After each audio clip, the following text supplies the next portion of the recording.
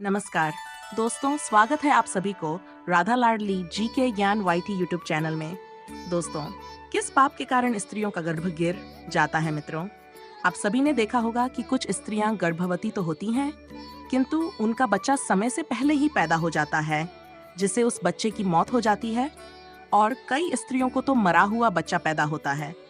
मित्रों, आज के इस वीडियो में हम आपको इसी के बारे में बताएंगे कि किस पाप के कारण स्त्रियों का गर्भ गिर जाता है और वह कौन से कार्य हैं जो एक गर्भवती स्त्री को कभी नहीं करने चाहिए, नहीं तो उसका गर्भ गिर जाता है। और भगवान विष्णु ने इसके बारे में क्या बताया है, जानेंगे एक महत्वपूर्ण कथा के माध्यम से। मित्रों, एक समय की बात है जब माता लक्ष्मी भगवान विष्णु से मिलने जाती हैं, तो माता लक्ष्मी को देखकर भगवान विष्णु ने कहा, हे देवी, क्या बात है, आज आप अचानक मुझसे मिलने क्यों आई हैं? तब माता लक्ष्मी ने कहा, प्रभु, आज जब मैं पृथ्वी लोक पर भ्रमण कर रही थी तो मैंने देखा कि कुछ स्त्रियां गर्भवती तो होती हैं, किंतु समय से पहले ही उनका गर्भ गिर जाता है। प्रभु, इसे देखकर मेरे मन में दो प्रश्न उठ रहे हैं और आज मैं आपसे उन्हीं दोनों प्रश्नों का उत्तर पूछने के लिए आई हूँ। तो भगवान विष्णु ने कहा, हे देवी, तुम्हारे मन में जो भी प्रश्न है मुझे निश्चिंत होकर बताओ, मैं तुम्हारे दोनों प्रश्नों के उत्तर अवश्य ही दूंगा। तो माता लक्ष्मी ने कहा, प्रभु, मेरा पहला प्रश्न यह है कि किस पाप के कारण स्त्रियों का गर्भ गिर जाता है और उस स्त्री के बच्चे की मृत्यु हो जाती है। और मेरा दूसरा प्रश्न यह है कि कौन सी स्त्री के भाग्य में पुत्र की प्राप्ति नहीं होती है और वह पूरा जीवन निसंतान रहती है। तो भगवान विष्णु मुस्कुराते हुए बोले, हे देवी, आज आपने इन प्रश्नों का उत्तर पूछकर संपूर्ण मानव जाति का कल्याण कर दिया है, किंतु इस प्रश्नों का उत्तर मैं आपको एक कथा के माध्यम से दूंगा और इस कथा को सभी स्त्रियों तथा सभी पुरुषों को अवश्य ही सुनना चाहिए, क्योंकि इस कथा को सुनकर आपको पता चल जाएगा कि किस श्राप के कारण स्त्रियों का गर्भ गिर जाता है तथा वह कौन सी स्त्री है जिसके भाग्य में पुत्र की प्राप्ति नहीं होती है और पुत्र की प्राप्ति के लिए उसे क्या करना चाहिए। तो माता लक्ष्मी ने भगवान विष्णु से कहा, आप कथा सुनाए प्रभु, मैं कथा को पूरा मन लगाकर अंत तक सुनूंगी। तो कथा को सुनाते हुए भगवान विष्णु ने कहा, एक समय की बात है, एक नगर में एक बहुत अधिक धनवान सेठ रहता था। वह इतना अधिक धनवान था कि उसके घर में किसी चीज की कोई कमी नहीं थी। उस सेठ की एक पुत्री थी जिसका नाम रूपती था। रूपती विवाह करने के योग्य हो गई थी। फिर उस सेठ ने सही मुहूर्त देखकर अपनी पुत्री रूपती का विवाह उसी नगर के समीप एक दूसरे गांव में वैश्य के पुत्र के साथ कर दिया। फिर विवाह के बाद सेठ की पुत्री रूपती अपने पति के घर में रहने लगती है। वह अपने पति के घर में हंसी खुशी से रहने लगती है और अपने पति से बहुत अधिक प्रेम करने लगती है। रूपवती की सास का नाम सुनंदा था। सुनंदा बहुत ही दुष्ट स्वभाव की थी। रूपवती अपने घर से दहेज में बहुत सारा सोना चांदी लाई थी, इसीलिए सुनंदा अपनी बहू रूपवती का झूठ मूठ का सम्मान करती थी और हमेशा उससे मीठी मीठी बातें करती रहती थी और रूपवती से अपने मायके से कुछ ना कुछ लाने को कहा करती थी। रूपवती अपनी सास की बात मानकर अपने पिता से कहकर वह सोना, चांदी, घोड़े, गाय, बैल, अनाज आदि चीजें मंगवाया करती थी और उसके पिता भी मना नहीं करते थे और सभी सामान दे देते थे, जिसके कारण रूपवती की सास उससे बहुत खुश रहती थी। फिर इस तरह रूपवती की सास का लालच दिन प्रतिदिन बढ़ता जा रहा था और वह रूपवती के मायके का सब कुछ हड़पना चाहती थी, क्योंकि उस सेठ का कोई पुत्र नहीं था, इसीलिए सारा कुछ रूपवती का ही था। फिर इस तरह काफी दिन तक चलता रहा और उसकी सास उसे अपनी बातों में बहला फुसलाकर उसके मायके से सारी सामानें मांगा लिया करती थी। लेकिन भोली भाली रूपवती इस बात से अनजान थी कि उसकी सास उसके पिता का सारा कुछ हड़पना चाहती है और रूपवती का पति संजय भी अपने माँ की ही बात से मानता था। सारा काम उसकी माँ के कहने से ही होता था और रूपवती का पति संज दोनों ही सुनंदा का कहना मानते थे, इसीलिए उनके घर में कभी भी क्लेश नहीं होता था और सब खुशी पूर्वक रहते थे। इस तरह कुछ साल बीतने के बाद रूपवती गर्भवती हो गई। जब उसकी सास को इस बात का पता चला तो बहुत खुश हो गई। उसने तुरंत ही रूपवती के माता पिता को इस बात की सूचना दी और साथ में बड़ी बड़ी वस्तुओं की मांग की। जब रूपवती के पिता ने इस बात को सुना तो वह भी बहुत अधिक प्रसन्न हुए और फिर अगले ही दिन वह मिठाई तथा सोने कंगन और सोने की माला लेकर रूपवती के ससुराल पहुंच गए। रूपवती अपने पिता को देखकर बहुत खुश हुई। फिर कुछ समय रूपवती के ससुराल में रुककर उसके पिता अपने घर लौट आए। फिर काफी दिनों तक रूपवती का गर्भ बढ़ता गया और रूपवती की सांस उसका बहुत अच्छी तरह से ख्याल रखने लगी तथा उसे समय समय पर फल फूल खिलाती रहती थी और घर का सारा काम खुद करती थी। रूपवती को कोई भी काम नहीं करने देती थी, इसीलिए रूपवती पूरा दिन घर पर आराम करती थी। फिर इस तरह कुछ दिन और बीत गए और एक दिन अचानक ही रूपवती का गर्भ गिर गया, जिसे रूपवती की सांस बहुत क्रोधित हो गई और फिर रूपवती को ताना मारते हुए कहने लगी, अरे पापन स्त्री, तूने अपने जीवन में ऐसा कौन सा पाप किया है जिसके कारण जन्म लेने से पहले ही तुम्हारा बच्चा मर गया। पता नहीं क्यों मेरे पुत्र ने तू जैसी पापन स्त्री से विवाह कर लिया था, मेरे बेटे का तो जीवन ही नष्ट हो गया। अपनी सांस की ये बात सुनकर रूपवती बहुत दुखी होकर कहने लगी, सासू माँ, इसमें मेरा क्या दोष है? मैंने अपने जीवन में कोई पाप नहीं किया है, फिर भी पता नहीं क्यों मेरे साथ ऐसा हो रहा है। तब उसकी सांस कहने लगी, अरे दुष्ट स्त्री, तूने जरूर अपने जीवन में घोर पाप किया है, इसी कारण तेरा गर्भ गिर गया है। फिर कथा को आगे बताते हुए भगवान विष्णु माता लक्ष्मी से कहते हैं, हे देवी, अब कथा को बहुत ध्यान से सुनना, क्योंकि यहीं से आपको पता चलेगा कि किस पाप के कारण स्त्री का गर्भ गिर जाता है। तो माता लक्ष्मी ने कहा, ठीक है। फिर उसी के बाद से रूपवती की सांस उसे हमेशा ताने मारने लगी और घर का सारा काम भी उसी से कराती थी और खुद कोई भी काम नहीं करती थी। रूपवती की सांस उससे इतना काम कराती थी कि रूपवती को अब सही से खाना खाने का भी समय नहीं मिलता था और जब सब लोग भोजन कर लेते थे उसके बाद ही वह भोजन करती थी। वो अपनी सांस के सामने आने से भी डरने लगी। फिर इस तरह कुछ महीने और बीत जाने के बाद रूपवती दोबारा से गर्भवती हो गई, जिससे उसका पति बहुत प्रसन्न हुआ, लेकिन उसकी सांस अभी तक उससे गुस्सा थी। और जब रूपवती ने अपनी सांस को ये बात बताई तो वो रूपवती से कहने लगी, एक बच्चे को तो खा गई हो, पता नहीं अब इस बच्चे को जीवित रखोगी या इसे भी उसी की तरह खा जाओगी। मुझे तुझ पर जरा सा भी भरोसा नहीं है, क्योंकि मुझे तो लगता है कि तूने अपने जीवन में जरूर कोई पाप किया है, इसीलिए तेरा पहले वाला गर्भ गिर गया था। अपनी सांस की ये बात सुनकर रूपवती कुछ नहीं बोली और चुपचाप खड़ी रही। फिर धीरे धीरे रूपवती का गर्भ बढ़ता गया और गर्भवती होते हुए भी वह घर का सारा काम करती थी, लेकिन फिर भी उसकी सांस को उस पर जरा सी भी दया नहीं आती थी। फिर इस तरह करते करते अब रूपवती के गर्भ को 9 महीने पूरे हो गए। अब बच्चे के जन्म होने का समय बिल्कुल नजदीक आ गया था। फिर रूपवती ने एक बालक को जन्म दिया, किंतु वह बच्चा कुछ बोल नहीं रहा था और ना ही रो रहा था। फिर रूपवती ने देखा तो उसका बच्चा मरा हुआ था। अपने मरे हुए बच्चे को देखकर वह बहुत जोर जोर से रोने लगी। फिर जब रूपवती की सांस को इस बात का पता चला तो वह बहुत गुस्सा हुई और रूपवती से कहने लगी, तू एक पापन स्त्री है, तभी तेरा यह दूसरा बच्चा भी मर गया है। मुझे तो पहले से ही शक था कि तूने अपने जीवन में जरूर कोई घोर पाप किया है, इसीलिए तेरे साथ ऐसा होता है और इसीलिए तेरा यह पुत्र भी मर गया है। अगर तू मेरे घर में ज्यादा दिनों तक रहेगी तो तू मेरे भी घर का नाश कर देगी, इसीलिए अब तुझे इस घर में रहने की कोई जरूरत नहीं है। तो रूपवती कहने लगी, सासू माँ, अब मैं कहाँ जाऊं?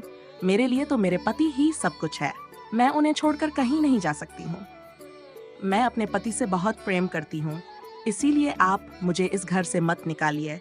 मैं घर का सारा काम करूंगी और इसी घर के किसी कोने में पड़ी रहूंगी। आप जो भी काम कहेंगी मैं वह सब कुछ करूंगी, बस आप मुझे घर से मत निकालिए, क्योंकि मैं अपने पति के बिना एक पल भी नहीं रह सकती हूँ।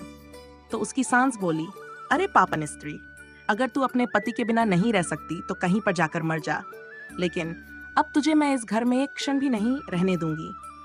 इतना कहकर रूपवती की सांस रूपवती को धक्के मारकर घर से बाहर कर देती है। फिर रूपवती घर के बाहर बैठी रहती है, लेकिन उसकी सांस ने घर का दरवाजा नहीं खोला। फिर वह घर के बाहर बैठकर अपने मन में सोचने लगी, अब मुझे यहाँ से अपने मायके ही जाना पड़ेगा। फिर इतना सोचकर वह अपने मायके चल देती है। तभी रास्ते में एक जंगल पड़ता है, तो वह जंगल में रास्ते से अपने मायके जा ही रही थी। तभी बारिश होने लगती है, तो वह एक पेड़ के नीचे बैठ जाती है। तभी वहां से एक साधु महाराज जा रहे थे, तो उन्होंने रूपवती को पेड़ के नीचे बैठा देखकर उसे पूछा, हे पुत्री, तुम कौन हो और यहाँ इस जंगल में अकेली क्या कर रही हो? तो रूपवती ने साधु महाराज से कहा, हे साधु महाराज, मैं एक बहुत धनवान सेठ की पुत्री हूँ और मेरा विवाह एक वैश्य से हुआ है। और मुझे अभी तक पुत्र की प्राप्ति नहीं हुई है। मैं एक बार गर्भवती हुई थी तो मेरा गर्भ गिर गया था, और जब मैं दोबारा गर्भवती हुई तो मेरा बच्चा पैदा होते ही मर गया था। इसीलिए मेरी सांस ने मुझे घर से निकाल दिया है। इसीलिए मैं अब इस जंगल में इधर उधर भटक रही हूँ। हे मुनिवर, कृपया करके आप ही कुछ उपाय बताइए जिससे मुझे पुत्र की प्राप्ति हो जाए। तो ध्रुव महाराज ने कहा, तुम चिंता मत करो, मैं पुत्र प्राप्ति का उपाय बताता हूँ, जिसे यदि तुमने पूरी निष्ठा से किया तो तुम्हें पुत्र की प्राप्ति अवश्य ही होगी। इसके लिए मैं तुम्हें कुछ नियम बताता हूँ, इसे ध्यान से सुनो। किसी भी स्त्री को मासिक धर्म के दौरान पति के साथ संबंध नहीं बनाना चाहिए और पति को स्पर्श भी नहीं करना चाहिए। इससे संतान गर्भ में ही गिर जाती है। गर्भधारण की हुई स्त्री को भगवान की पूजा अर्चना करते रहना चाहिए तथा उसके मुख पर सदैव ही प्रसन्नता होनी चाहिए। साथ ही गर्भवती स्त्री को कभी भी दुखी और निराश नहीं रहना चाहिए, क्योंकि दुखी रहने पर संतान पर बुरा प्रभाव पड़ता है। और गर्भवती स्त्री को कभी दूसरों के घर का भोजन नहीं करना चाहिए तथा जितना हो सके अपने ही घर में रहना चाहिए। एक गर्भवती स्त्री को कभी भी डरावनी चीजें नहीं देखनी चाहिए, क्योंकि इससे संतान पर बुरा प्रभाव पड़ता है। और गर्भवती स्त्री को अच्छा भोजन करना चाहिए, जिससे संतानतम गुणवान होता है। जो भी स्त्री इन नियमों का पालन करती है वह उत्तम पुत्र को प्राप्त करती है, और जो स्त्रियां इन नियमों का पालन नहीं करती हैं उनका गर्भ गिर जाता है। फिर साधु महाराज ने कहा, हे पुत्री, अब मैं तुम्हें पुत्र प्राप्ति का उपाय बताता हूँ, इसे ध्यान से सुनना तो तुम्हें पुत्र की प्राप्ति होगी। तो रूपवती ने कहा, जी महाराज। तो साधु महाराज ने कहा, किसी भी स्त्री को पुत्र प्राप्ति के लिए मासिक धर्म के प्रथम 4 दिनों में पति पत्नी को मिलन नहीं करना चाहिए, क्योंकि ऐसा करने से दुराचार पुत्र होता है। और 5वीं रात्रि में मिलन करने से पुत्री की प्राप्ति होती है तथा 6ठी रात्रि में मिलन करने से पुत्र रत्न की प्राप्ति होती है। 7वीं रात्रि में मिलन करने से वंध्या पुत्री होती है तथा 8वीं रात्रि में मिलन करने से बलशाली पुत्र की प्राप्ति होती है। 9वीं रात्रि में मिलन करने से सुंदर कन्या की प्राप्ति होती है तथा 10वीं रात्रि में मिलन करने से विद्वान और अति श्रेष्ठ पुत्र की प्राप्ति होती है। 11वीं रात्रि में मिलन करने से सुंदर आचरण वाली कन्या प्राप्त होती है। 12वीं रात्रि में मिलन करने से गुणवान पुत्र होता है। 13वीं रात्रि में मिलन करने से लक्ष्मी स्वरूपा पुत्री होती है। और 14वीं रात्रि में मिलन करने से गुणवान, बुद्धिमान तथा बलवान पुत्र होता है। इसीलिए यदि तुम इन नियमों का पालन करो तो तुम्हें उत्तम पुत्र की प्राप्ति होगी। इतना कहकर वह साधु महाराज वहां से चले जाते हैं। फिर रूपवती अपने मन में सोचने लगती है यदि मैंने साधु महाराज के बताए गए उपाय के अनुसार कार्य किया तो मुझे भी पुत्र की प्राप्ति हो जाएगी और मेरी सांस मुझसे घर का काम भी नहीं कराएंगे और घर में सभी लोग मेरा बहुत अधिक सम्मान भी करेंगे। रूपवती इतना सोच ही रही थी, तभी उसका पति उसे ढूंढते हुए वहां पहुंच जाता और रूपवती से कहता है, तुम यहाँ इस जंगल में क्यों आई हो? मैं तुम्हें लेने आया हूँ, चलो घर चलो।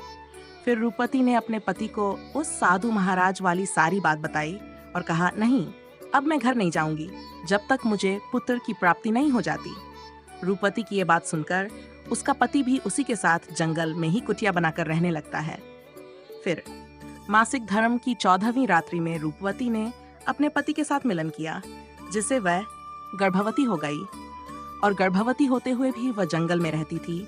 उसका पति जंगल से लकड़ी लाता था, जिसे दोनों भोजन बनाकर खाते थे। फिर इस तरह करते करते महीने बीत गए और रूपवती के बच्चा पैदा होने का समय नजदीक आ गया था। फिर एक दिन रूपवती को अत्यंत उत्तम पुत्र की प्राप्ति हुई और पुत्र की प्राप्ति से रूपवती और रूपवती का पति दोनों बहुत खुश हुए। फिर रूपवती का पति उससे कहने लगा, चलो अब हम दोनों घर चलते हैं, क्योंकि माँ ने तुम्हें पुत्र प्राप्ति का ताना देकर ही घर से निकाला था, किंतु अब तो तुम्हें पुत्र की प्राप्ति हो गई है, अब तो वह भी खुश हो जाएंगी। तो रूपवती ने कहा, ठीक है, चलो घर चलते हैं। फिर दोनों घर जाते हैं तो उसकी सास ने देखा कि रूपवती को तो पुत्र हुआ है। ये देखकर वह बहुत खुश हो गई और रूपवती से कहने लगी, तुझे पुत्र कैसे हुआ? जब आपने मुझे घर से निकाला था तो मैं जंगल में चली गई थी और वहां मुझे एक ज्ञानी साधु महाराज मिले थे। उन्होंने मुझे पुत्र प्राप्ति का उपाय बताया था और उसी उपाय से मुझे पुत्र की प्राप्ति हुई है। तो उसकी सास उससे कहने लगी, इसका मतलब वह साधु महाराज बहुत अधिक ज्ञानी हैं। तब तो उन्हें यह भी पता होगा कि हम लोग धनवान कैसे बन सकते हैं। इसीलिए अब मैं जल जाऊंगी और उनसे धनवान बनने का उपाय पूछ कर आऊंगी। तो रूपवती ने कहा, नहीं माँ जी, आप वहाँ मत जाइए। क्या पता वह साधु महाराज अब वहाँ पर मिले या ना मिले। तो उसकी सांस ने कहा, नहीं, मैं तो जाऊंगी और उनसे धनवान बनने का उपाय पूछ कर आऊंगी। इतना कहकर उसकी सांस उसी जंगल में पहुंच जाती है। तभी उसे एक शेर दिखाई देता है। तो वह शेर को देखकर डर जाती है। तभी शेर उसे खाने के लिए आगे बढ़ता है। जैसे ही शेर उसे खाने के लिए आगे बढ़ा तो रूपवती की सांस से कहा, हे सिंहराज, तुम मुझे क्यों खाना चाहते हो? तुम्हें मुझे खाकर क्या मिलेगा? तो शेर बोला, हे पापन स्त्री, तू बहुत दुष्ट स्वभाव की है, इसीलिए मैं तुझे खा जाऊंगा। इतना कहकर शेर उसे खा जाता है। फिर उसकी मौत हो जाती है और यम के 2 दूत आते हैं और उसे यमलोक ले जाकर यमराज जी के सामने खड़ा कर देते हैं। तभी चित्रगुप्त ने उस स्त्री के जीवन का लेखा जोखा देखा और उसके जीवन का लेखा जोखा देखकर कहने लगे, हे धर्मराज, इस स्त्री ने तो अपने जीवन में घोर पाप किए हैं। ये स्त्री अपनी बहू रानी पर बहुत अत्याचार करती थी। उसके गर्भवती होते हुए भी घर का सारा काम उसी से कराती थी। और तो और जब इसकी बहू के पुत्र की मृत्यु हो गई थी तो इसने उसे धक्के मारकर अपने घर से निकाल दिया था। चित्रगुप्त की ये बातें सुनकर यमराज को उस स्त्री पर बहुत क्रोध आया और उन्होंने दूतों से कहा, इसे नरक लोक में डाल दो मित्रों। फिर कथा को आगे बताते हुए भगवान विष्णु माता लक्ष्मी से कहते हैं, हे देवी, इस प्रकार उसकी सांस को उसके किए की सजा मिल गई और रूपवती ने गर्भधारण के नियमों का पालन किया, जिससे उसे उत्तम संतान की प्राप्ति हुई। इसी तरह कोई भी स्त्री यदि उस साधु द्वारा बताई गई बातों के अनुसार कार्य करेगी तो उसे भी पुत्र की प्राप्ति अवश्य होगी। तो माता लक्ष्मी ने कहा, प्रभु, वह कौन सी स्त्रियां हैं जिनके भाग्य में पुत्र की प्राप्ति नहीं होती है, और वह अपने जीवन में ऐसा कौन सा पाप करती हैं जिसके कारण उन्हें पुत्र की प्राप्ति नहीं होती है, और पुत्र प्राप्ति के लिए उन स्त्रियों को क्या करना चाहिए? तो भगवान विष्णु ने कहा, यह वह स्त्रियां हैं जो अपने पति से हमेशा लड़ाई झगड़ा करती रहती हैं और घर में सारा काम अपनी ही मनमानी से करती हैं तथा अपने पति का आदर सम्मान नहीं करती हैं। तो ऐसी स्त्रियों के भाग्य में कभी भी पुत्र की प्राप्ति नहीं होती है, और ऐसी स्त्रियों को पुत्र प्राप्ति के लिए अपने पति का आदर सम्मान करना चाहिए तथा उनका कहना मानना चाहिए और घर में लड़ाई झगड़ा नहीं करना चाहिए। तो ऐसी स्त्रियों को भी पुत्र की प्राप्ति होगी। मित्रों, आपको ये कथा कैसी लगी हमें कमेंट्स करके जरूर बताएं। तो बोलो, जय माता लक्ष्मी, जय श्री राधे राधे।